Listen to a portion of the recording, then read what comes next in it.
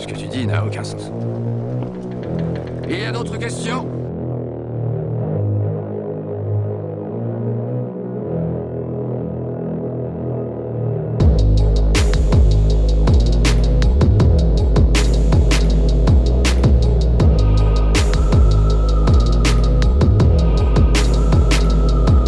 Bonjour et bienvenue dans Faites entrer le film, épisode 76.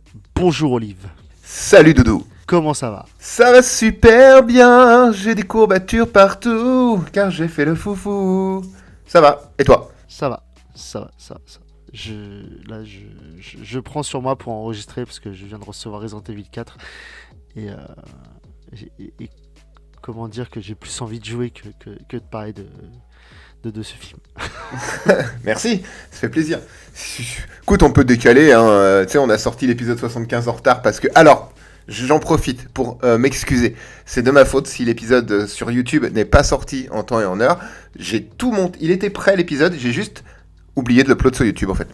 Donc voilà, et vu que dimanche dernier et lundi de cette semaine, enfin dimanche 19 et lundi 20, on était avec Kevin et Alexia en tournage toutes les 2 jours complets, le lundi ça m'est complètement sorti de la tête. Donc vraiment je suis désolé et ça ne devrait plus arriver. Après l'erreur est humaine. Ouais, l'erreur est humaine, ouais. Bon, Oui. de quoi allons-nous parler aujourd'hui? Alors, aujourd'hui nous allons suivre les aventures d'un capitaine sans bateau, d'un pirate sans équipage à la recherche de son navire, d'un trésor et d'une vengeance. Bienvenue dans Pirates des Caraïbes. Pirates des Caraïbes, la malédiction du Black Pearl. Un film de Gore Verbinski avec Johnny Depp, Orlando Bloom, Keira Knightley, Geoffrey Rush, Jack Davenport, Jonathan Pryce, avec comme musique de Klaus Babelt et Hans Zimmer. Parce que bon, le film est autant connu que sa musique, presque. D'une durée de 142 minutes, sorti en 2003, qui a coûté la bagatelle de 140 millions de dollars et qui en a rapporté 654 millions. Et ce que j'aime bien, c'est que sur Wikipédia, on a 654 264 000 et 15 dollars. Il y a les dollars aux dizaines près. Waouh. Ouais, il n'y a pas de virgule parce que bon, voilà. C'est ce que j'appelle un compte précis. Ouais, ce qui est très drôle, moi j'ai trouvé ça assez drôle, c'est que dans la classification, aux États-Unis, les PG-13, donc interdits au moins de 13 ans, je crois, s'ils ne sont pas accompagnés. Ok, ouais. Et en France, c'est tout public. Parce que tout public, quoi. Mais parce qu'on n'est pas des fragiles en France. Et puis parce que pour moi, c'est un film tout public, hein, vraiment. Ah, pour moi, c'est aussi un film tout public. Alors, je pense que c'est essentiellement les scènes avec les squelettes, etc., qui ont dû poser problème aux États-Unis. Parce que la violence, elle est quand même absente du film, pour moi. Enfin, c'est un film de pirate, quoi, je veux dire. Donc, oui, il y a des sabres, oui, ça fait cling, cling, bang, bang, bang, bang, mais... Très peu de sang, très peu de tout, en vrai. Hein, donc, Ah oui, tout à fait. Mais on en parlera un peu plus dans cet épisode. Alors... Conte-moi la première scène. Eh bien, le film s'ouvre sur un souvenir, ou plutôt un rêve, puisqu'on y retrouve Keira Knightley, petite fille, sur un navire de la Compagnie des Indes avec son père, le futur commandeur. Et il voit au loin de la fumée. Il récupère un enfant qui était dans l'eau, hein, puisqu'ils sont en pleine mer. Cet enfant est un petit garçon avec un médaillon aztèque en or massif autour du cou, que la petite fille va s'empresser de lui voler, puisque sinon, le commandeur qui est à bord du bateau veut pendre tous les pirates haut et court, et à première vue, avec le médaillon qu'il a, ce serait un pirate. Sur quoi Keira Knightley se réveille, et c'est la fin de la première scène. Et le début de la deuxième scène, enfin non, parce qu'après elle se réveille, il y a des trucs. Et elle se réveille quand elle est grande, hein, voilà, il y a une ellipse temporelle d'une dizaine d'années, 9 ans. Voilà, et c'est là où on rencontre Will Turner, donc Keira Knightley, et c'est que la scène d'après où on voit donc Jack Sparrow. Oui, il est présenté, alors que c'est quand même celui qui tient un peu le film, hein, ou en tout cas tout le monde connaît Jack Sparrow aujourd'hui depuis la sortie des films, c'est Pirates des Caraïbes, aka Jack Sparrow. Et il n'apparaît pas en premier, tout à fait, ouais, il apparaît troisième gros personnage à être présenté. C'est vraiment Jack Sparrow, Pirates des Caraïbes. Complètement. C'est lui qui porte le film, c'est quand tu penses à Pirates des Caraïbes, tu penses à Jack Sparrow, pas aux autres personnages. Enfin, voilà. Ouais, je trouve que Johnny Depp est très habité par le personnage. Enfin, vraiment, c'est top, quoi. Et on n'aurait pas pu rêver mieux. Pour moi, vraiment, j'ai été comblé. J'aime bien les films de pirates, mais là, c'était le rêve. Et pour une fois qu'il jouait pas dans un Tim Burton en plus, donc c'est bon. C'est vrai. Non, mais c'est vrai qu'il est habité par le... Enfin, il vit le personnage, il est le personnage. Et ça le suivra même après. Oui. Parce que dans Lone Ranger, c'est du Jack Sparrow, mais en indien. Complètement. Ce personnage lui tient un peu trop à la peau par la suite. Mais encore, tu dis que c'est Jack Sparrow 2 points, Pirates des Caraïbes, la malédiction du Black Pearl ou quoi. Je trouve... Alors oui, évidemment, il est mis en avant, c'est la tête d'affiche, mais comparé à d'autres Pirates des Caraïbes, je pense notamment à la Fontaine de Jouvence, que on a presque envie d'oublier, donc c'est le 4, où là c'est vraiment le Jack Sparrow show à fond, il n'y en a que pour lui, c'est lui qui est tout le temps présent à l'écran, et il y a quasiment que lui d'ailleurs. Là encore, ça va, même si c'est lui qu'on va suivre principalement, il y a quand même les autres, toutes les intrigues s'imbriquent bien les unes dans les autres, je trouve. Ouais, mais la grosse intrigue du film, c'est celle sur Jack Sparrow. Enfin, les autres ne sont que des faire-valoir pour le plan de Jack Sparrow. Qui ne veut à la base que récupérer son navire. Oui. Enfin, c'est son... Et puis, jusqu'à la fin, c'est ça. Mais, son seul objectif, tous les personnages ne sont là que pour rendre possible sa quête. Ah oui, et ce sera comme ça dans la trilogie originale. De toute façon, Jack Sparrow a toujours un plan qui est souvent tordu, alambiqué et qui repose énormément sur la chance, mais qui fonctionne à chaque fois. C'est un magouilleur de première. C'est un pirate. Après, dans le 4, c'est donc le truc de Jouvence. Oui. Et le 5, c'est la fille de Barbossa. Ouais, c'est la revanche de Salazar, ouais, tout à fait. Que lui aussi, j'aimerais bien oublier. Il y a un 6 en préparation, d'après ce que j'avais compris. Ouais, je sais pas si c'est encore tellement d'actualité, mais en tout cas, ils en parlaient avec Margot Robbie, je crois, en tête d'affiche, il me semble. Oui, enfin, ça va être de la merde encore, mais bon. Et donc, on va faire un peu le tour des personnages. Donc, vas-y, je te laisse nous parler un peu de Jack. Jack Sparrow, c'est un pirate qui se retrouve sans navire suite à une mutinerie. On ne sait pas depuis combien de temps la mutinerie a eu lieu. On imagine un certain temps, quand on connaît l'entièreté de l'intrigue, dont 10 on ans. parlera après. 10 ans, voilà. Il arrive à Port-au-Prince sur une barque qui coule, donc du coup il amarre un navire qu'il n'a plus en arrivant. Il est très égocentrique, c'est un personnage qui magouille en permanence, qui, comme je disais tout à l'heure, a des plans complètement tordus, et il n'hésitera pas à utiliser tout le monde pour arriver à ses fins. À côté de ça, je pense quand même qu'il a un bon fond. Ça se ressent peut-être pas trop dans le premier. Le personnage n'était pas détaillé comme on peut le voir après dans les deux suites. Mais et en même temps, il a un petit côté pleutre, je trouve, par moment. Et voilà pour Jack Sparrow. Ensuite, en tête d'affiche, nous avons donc Orlando Bloom qui joue Legolas. William Turner, qui est le petit garçon qui est repêché au tout début du film. Par la marine anglaise, ouais. Avec son médaillon aztèque, là. Et donc on apprend que c'est le fils d'un pirate qui est mort, d'après ce qu'on nous dit.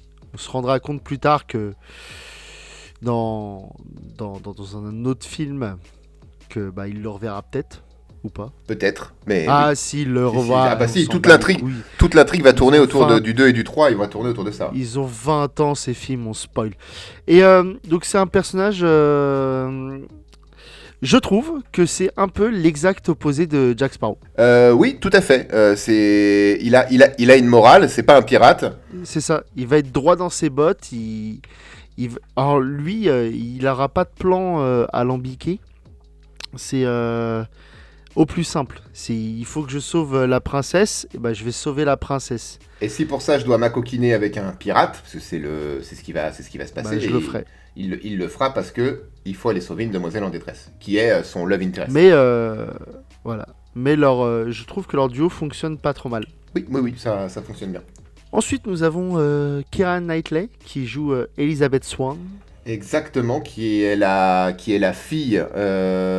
C'est quoi son titre à ce personnage d'ailleurs Gouverneur. Qui est la fille du gouverneur de Port-au-Prince. C'est une rebelle. Port-Royal. Port-Royal, pardon. Je sais pas pourquoi Port-au-Prince. C'est une rebelle dans l'âme, un garçon manqué, qui est promise au Commodore Norrington, qui a l'air d'avoir au bas mot 20 ans de plus qu'elle. Mais elle a un love interest secret pour Orlando Bloom, évidemment. Et ça va aussi être la demoiselle en détresse, puisque elle va prendre des risques pour que le Black Pearl, à un moment donné du film, arrête de bombarder, de pilonner avec ses canons et de piller Port-Royal. Elle va demander le pourparler et se faire enlever par les pirates. Donc c'est une meuf qui a des couilles, quoi. Ouais, parce que en détresse, mais pas tant que ça. Elle finit par être en détresse, mais au départ, elle y va de son plein gré. Elle demande de pourparler. Oui, mais elle est de en son plein détresse au début parce que elle est avec eux, mais après elle est casse-cou elle aussi. Hein, elle va s'enfuir du bateau où il y a la marine avec elle pour aller aider Will. Enfin, elle aussi, elle va faire plein de choix qui sont illogiques pour sa propre sécurité, mais elle va le faire aussi parce que c'est le complètement. pouvoir de l'amour. Ensuite, nous avons Jeffrey Rush qui joue le capitaine Hector Barbossa, donc le capitaine du Black Pearl. Et on se rend compte que c'était le second de l'ancien capitaine du Black Pearl, a.k.a. Jack Sparrow. Oh yeah. Et moi, je trouve qu'il a ce personnage. Enfin, il est décrit comme étant, avec les morales de la piraterie, hein, c'est un pirate. Tout ce que vous pensez d'un pirate, lui, il l'est. Il va tuer des gens, mais il va quand même respecter le code de la piraterie. C'est plus un guide qu'un code, hein, mais... Oui, enfin, c'est un code... tu sens que les mecs s'arrêtent quand ils disent pour parler, mais ça va, une fois que t'es sur le bateau, tu prends quand même tarif. Et en plus, je trouve que l'acteur a vraiment une gueule. Et c'est pour moi avec Jack Sparrow, parce que Jack Sparrow, il est reconnaissable entre tous. Barbossa, c'est pareil. Oui, tu le reconnais avec son singe. Oui, ça fait partie de ces personnages iconiques dès qu'ils sont là, dès que tu les entends parler. Et même Barbossa, t'as même pas besoin de l'entendre parler. Tu sais que quand t'entends ses bottes résonner, tu sais que c'est lui en fait, tout de suite. Ouais, c'est ce qui se passera dans l'épisode 2. Hein. Oui, à la fin de l'épisode 2, oui, tout à fait, qui est juste le twist m'a flingué, moi, au cinéma. J'avais qu'une envie, c'est de voir le 3, quoi, après. Ouais, parce que vraiment, on va vous en raconter. Ils vont chercher...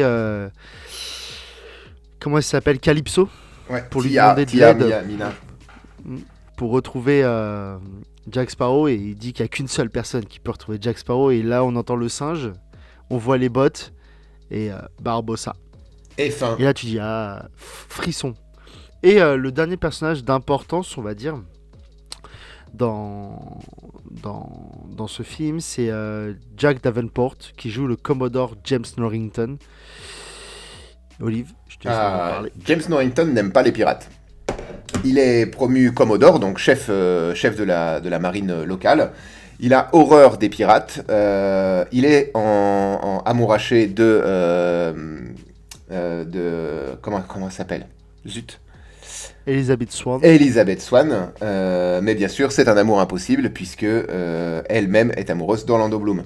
Et au moment de l'enlèvement, entre guillemets, d'Elizabeth Swann, il va partir en chasse à la fois pour la retrouver elle, mais aussi pour récupérer Jack Sparrow qu'il avait juste avant fait prisonnier.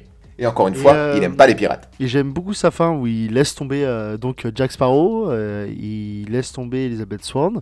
Le mec, c'est bon, ça, tranquille.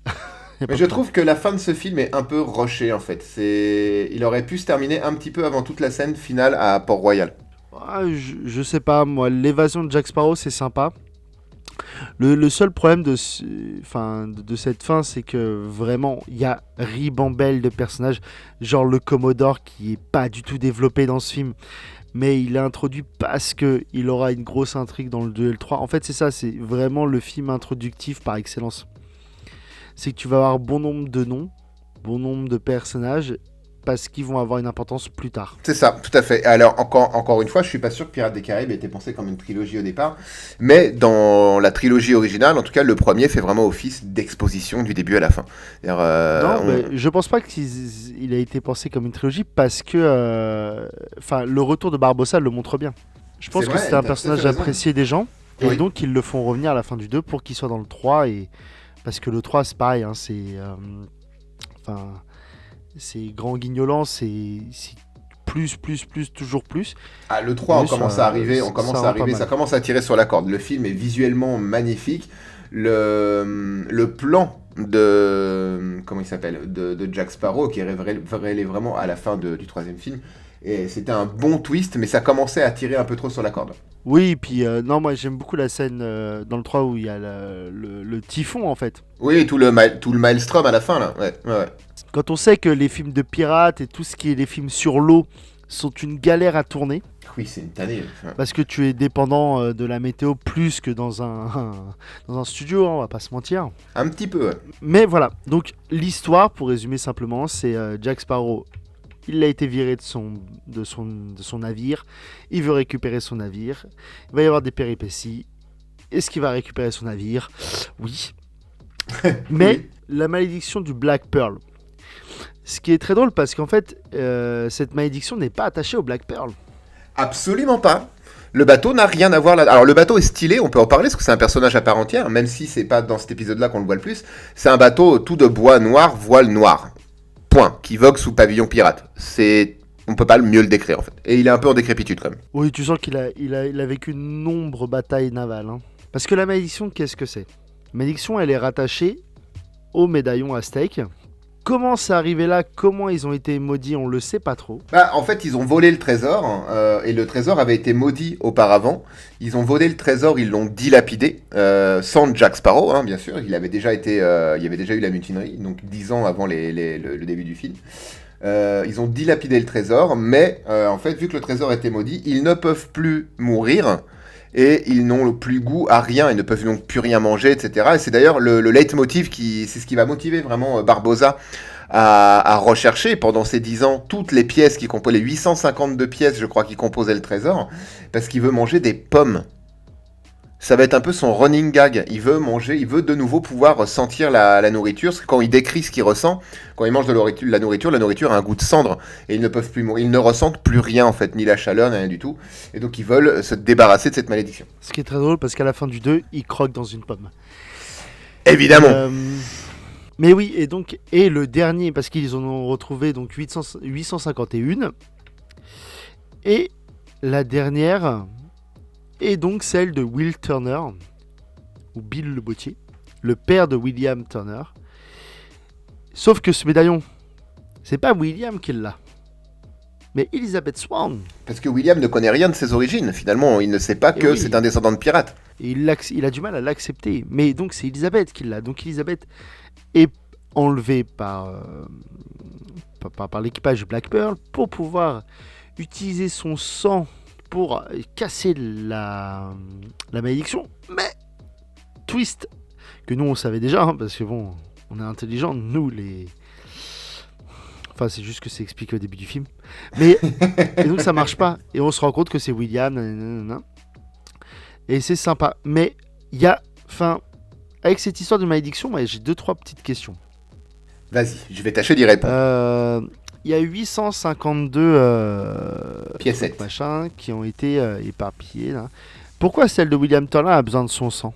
Alors, il spécifie pas que c'est que c'est le sang de Turner en fait. Il dit juste qu'il faut réunir toutes les pièces et que les pièces doivent genre être bénies dans le sang. Mais c'est pas le sang de Turner. Mais vu que eux-mêmes sont déjà maudits, leur sang n'a pas de valeur. Il faut un sang pur ou machin, un truc comme ça.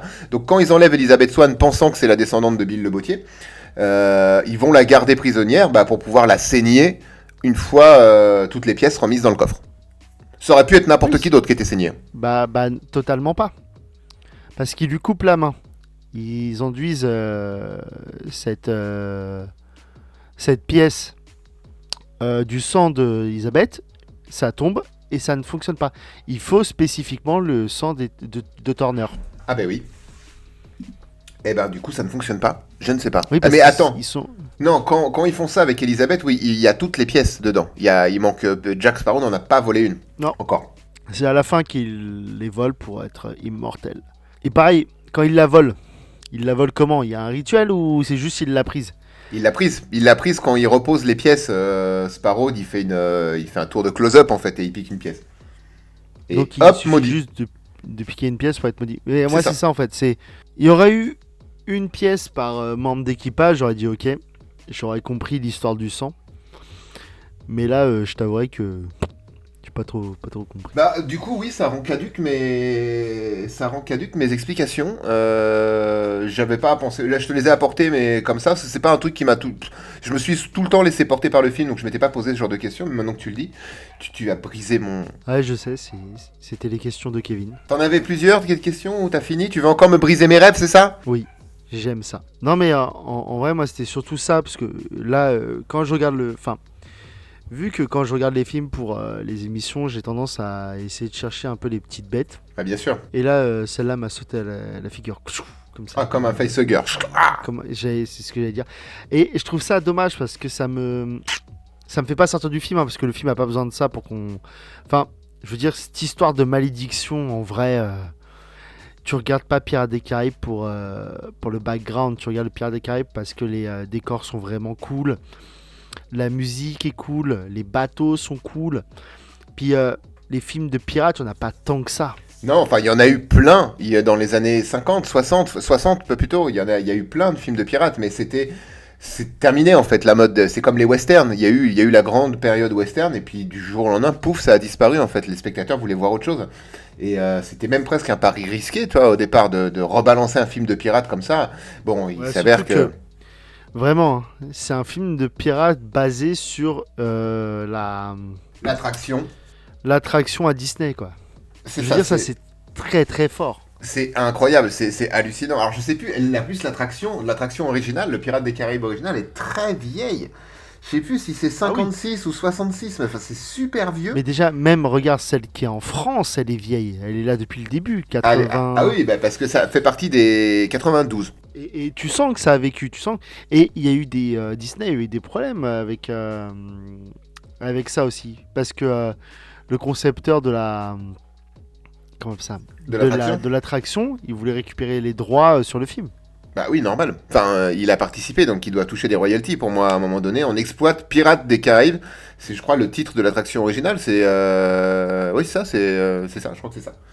Donc, à raison, pour moi. Après, Non, mais après, tout dépend. Je suis pas sûr qu'il ait créé le truc. Il a peut-être créé les designs. ou peut-être qu'il a créé les automates. Je crois qu'il y avait une. Je crois que c'est ça. Je crois que c'est le créateur des automates. Peut-être, ouais. Mm. Auquel cas là, non, il est pas dans son, c'est pas légitime. Il a créé les automates et point. D'ailleurs, l'attraction à Euro Disney a été modifiée depuis quelques années. Déjà, il y a à la fin de la promenade en bateau, il y a Jack Sparrow, donc vraiment Johnny Depp sur la montagne d'or qu'il y avait normalement à la fin de l'attraction. Et ben là maintenant il est dessus, il est en train de chanter sur une chaise, je crois, ou le cul posé sur le trésor, je sais plus. Et c'est vraiment Jack Sparrow qui est là. Oui, il y a un gros clin d'œil au film. Et ils ont rajouté sur un rideau de brume quand tu montes à un moment. J'aime bien Disney. Quand tu montes sur les barques pour faire une petite descente qui t'emmène dans un nouveau décor, t'as un rideau de brume et ils projettent en fait maintenant soit la tête de Davy Jones, soit je crois que c'est Barbe Noire. Un des deux. Ils projettent sa tête dessus qui te balance une punchline avant que ton bateau il descende. Ouais, ils ont modernisé un petit peu. Oui, bah, je pense qu'ils en avaient besoin. Et elle en avait besoin, cette attraction. Bon. Donc voilà, passons à un autre aspect important de ce film, donc la bande originale. Ah oui. Qui est qui est très bien, tout simplement, et qui rentre dans la tête. Vraiment, C'est ce que j'allais te dire, elle est entêtante, elle est très très entêtante. Et la musique, enfin, tu peux, maintenant ça fait plus de 20 ans qu'il est sorti, enfin, ça fait 20 ans qu'il est sorti. La musique, tu l'entends, tu dis, ah, Pirates des Caraïbes. Elle est vraiment indissociable du film. Comme le film est indissociable de sa musique. Les thèmes sont variés, entraînants. C'est des thèmes qui rappellent vraiment les pirates. On retrouve même la chanson emblématique qu'il y a dans l'attraction. Enfin, tout fonctionne bien et la musique est un élément super important des films de pirates. Et là, une fois que vous l'avez entendu, vous l'avez en tête pour 3 jours, quoi. C'est parti. C'est ça. Et je sais qu'il y en a beaucoup qui en ont parlé, donc les effets visuels. Ah, j'attendais que tu abordes le sujet. Les squelettes. C'était une performance quand le film est sorti. Oui, bah, ils me font vraiment penser aux squelettes dans La Momie. Oui, c'est complètement le même genre. Tu sens que c'est un peu plus moderne, qu'ils ont poussé plus loin, Mais globalement, on est à ce niveau-là, ouais, à peu près. Et en vrai, pour l'âge, ça va. Hein. Non, ça va. Et j'ai été plus gêné, mais déjà quand je l'avais vu au cinéma par tu sais, quand le singe, quand ils sont sur le bateau à un moment donné, disons à la moitié du film, il se révèle à la lune et donc à la lumière de la lune, donc on comprend qu'ils sont maudits et que c'est des squelettes en fait, c'est des pirates qui sont morts à l'intérieur. Et même le singe qui s'appelle Jack est aussi maudit et il tient la pièce aztèque dans ses petites pattes à un moment donné. Ouais.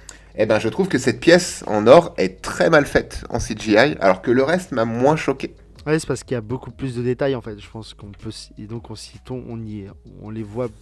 Ouais, ils ont voulu appliquer tout un tas de textures, des patines et des choses comme ça, mais du coup, ça fonctionne pas du tout. Alors que globalement, les squelettes qui. En plus, un coup, la lumière de la lune disparaît derrière un nuage, donc ils redeviennent humains. Donc le mix de tous ces effets numériques avec les vrais comédiens fonctionne quand même encore bien aujourd'hui. On sent que c'est du CGI, mais globalement, ça reste très très plaisant, je trouve, à regarder. Oui, et même moi j'aime beaucoup quand il y a, comme tu dis, quand il y a le passage, quand ils se battent. Donc la dernière scène de grosse bataille où ils se battent.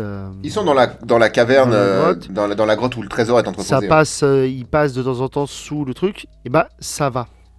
Oui, ils passent sous la lumière de Pour la lune par l'époque, moment et l'humain redevient squelette et puis hop, la lumière de la lune est coupée, du coup on redevient humain. Il y a tout un jeu comme ça qui reste visuellement très très acceptable. Mais s'il y a un truc que je dois reprocher à ce film, c'est vraiment des fois les scènes de combat sont tirées en longueur. Parce que ça veut donc c'est comme les films de KPDP. Hein, J'allais le dire, j'allais utiliser ce mot précis, KPDP. Où, voilà, c'est ching ching ching ching. Donc ils tapent épée contre épée, ce qui est pas très utile en vrai. Mais donc ils vont taper 3 fois, il va y avoir un temps mort, punchline. Ils vont retaper 3 fois, il va y avoir un temps mort, punchline. Coupe, ça va sur une autre action avec un autre personnage qui combat un autre personnage, 3 coups, punchline, et ça repart, ainsi de suite. Et donc, à cette toute dernière scène de bataille, où on a sur le bateau des Anglais, on va avoir un peu sur le Black Pearl, on va avoir dans la grotte, où dans la grotte il y a 2 combats différents. Et ben on s'y perd. Je trouve qu'elle dure trop longtemps cette scène. On s'y perd trop. Il y a trop de lieux différents, trop de gens qui se battent et trop de dialogues en même temps. Je suis assez. Alors, c'est pas celle-ci, moi, qui m'a le plus dérangé, parce que du coup, il y a tellement. C'est un amalgame d'actions qui se passe à la fois sur un abordage de bateau et dans la grotte, etc. Et avec, en plus, encore une fois, tous ces effets visuels les humains qui redeviennent squelettes, qui repassent humains, etc. Ça m'a pas dérangé, surtout qu'il y a quand même des moments assez sympas, genre quand il lui fait bouffer ils sont squelettes, et on leur met une grenade, je crois, ou un truc explosif. Non, après, je dis pas qu'il y a des mauvaises idées, je dis pas qu'elle est nulle la scène, je dis juste qu'elle traîne en longueur.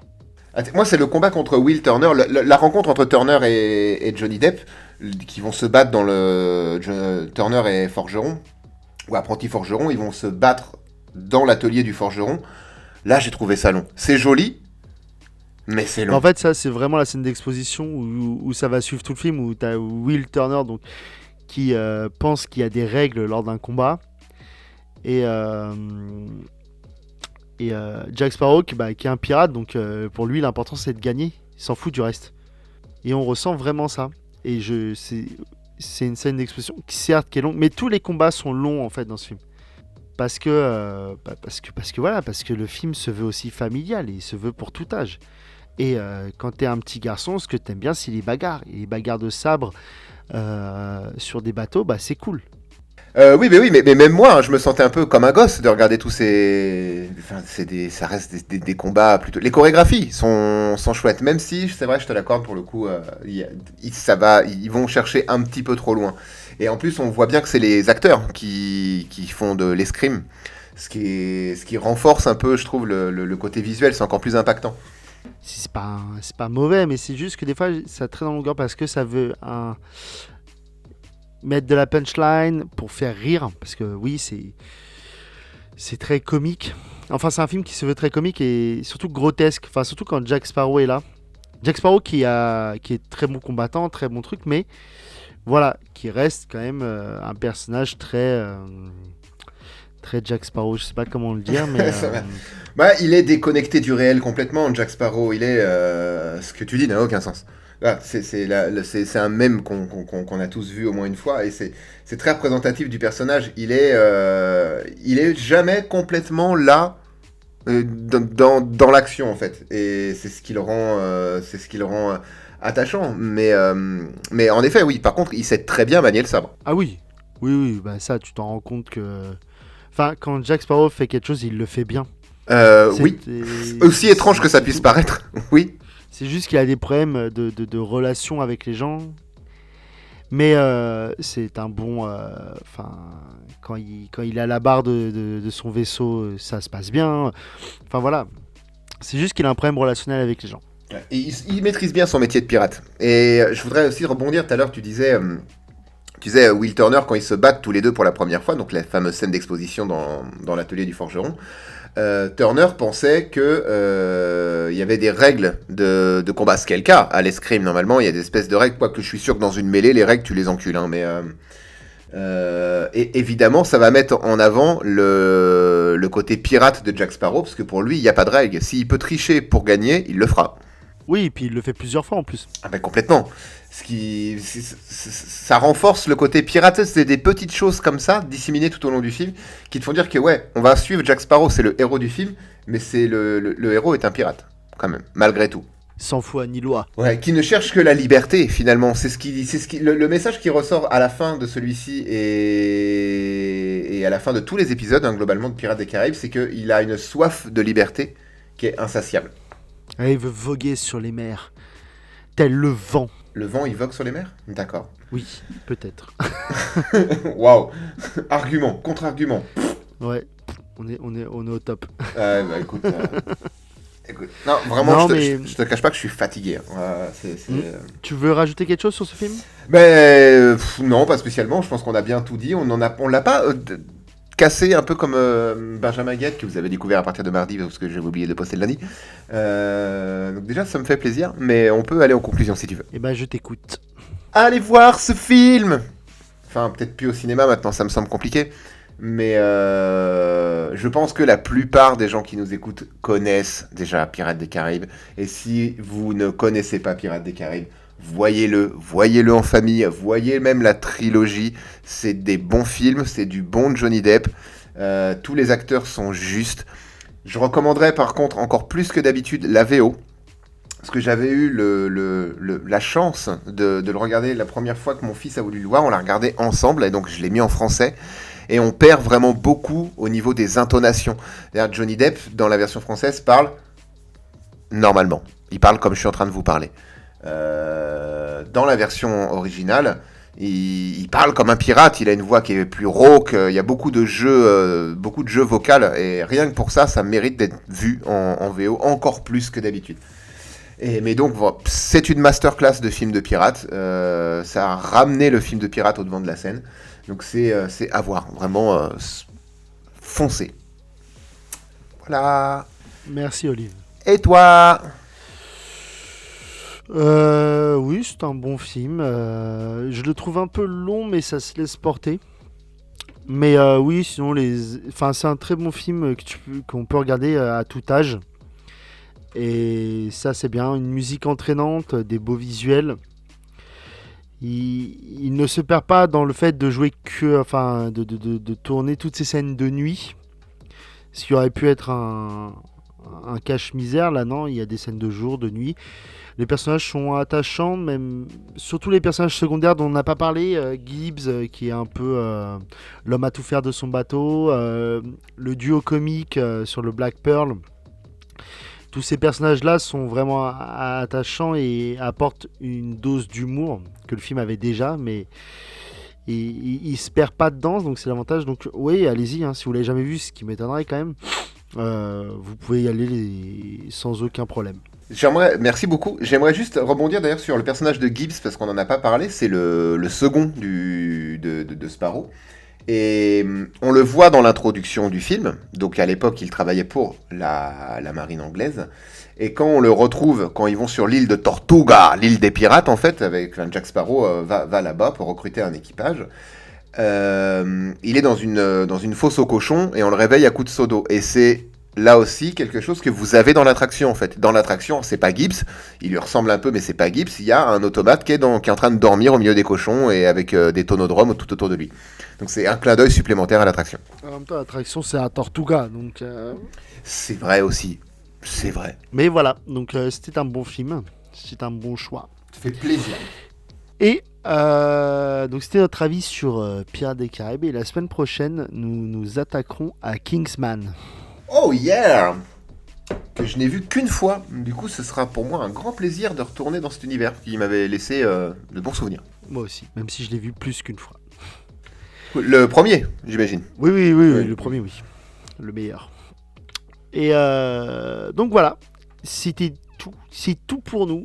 Cette semaine, un épisode un peu court, mais on était fatigués, on n'avait pas grand-chose à dire non plus. En plus, Benjamin Gate était très court aussi, hein, il fait 30 Après, minutes. nous ne sommes plus que deux, hein, donc c'est normal que ça aille plus vite. Hein. Oui, puis j'aime bien un format un petit peu plus court comme ça, c'est peut-être plus digeste aussi pour les gens. Et n'hésitez pas à nous dire dans les commentaires si vous préférez ce type de format, donc qui fait entre 30 et 40 minutes, ou si vous voulez qu'on retourne, ce qu'on fera pas, sur un format plus long.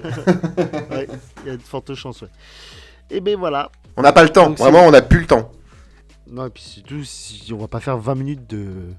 Enfin là, on pourrait faire 20 minutes de remplissage, mais ça risque d'être chiant pour vous et chiant pour nous. Hein, donc... Voilà, maintenant les blagues, c'est sur KVO, la chaîne. C'est plus du tout sur Felf. Ici, c'est de l'expertise avant tout. C'est vrai qu'on n'en a pas fait aujourd'hui. Non, on n'a pas fait de photo promo. C'est 20 km, presque 20 km dans forêt sur la semaine dernière, ça use. Hein. Et oui, donc, passez une bonne semaine. Je vous dis à la semaine prochaine pour Kingsman. Des bisous, abonnez-vous, likez, partagez KVO et Felf. Des Oh bisous. yeah! Ciao, ciao. Salut!